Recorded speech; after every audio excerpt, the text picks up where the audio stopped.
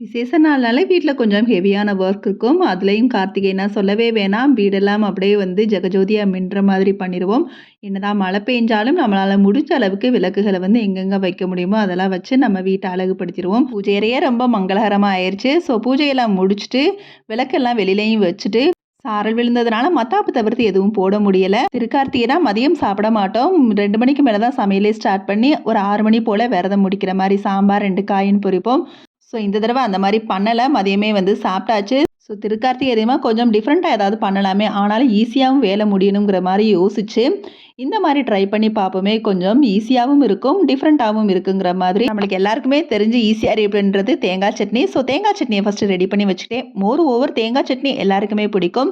So சில பேருக்கு தான் அது பிடிக்காதுன்னு சொல்லுவாங்க. ஸோ தேங்காய் சட்னிய சைட் டிஷ்ஷா வச்சு, அதுக்கு தகுந்த மாதிரி கிச்சடி, தோசை, 2 சப்பாத்தி, கல்ல 3 மாங்காங்கிற மாதிரி ஒரு சைட் டிஷ்ஷ வச்சு 3 டிஷ் பண்ணிட்டேன்.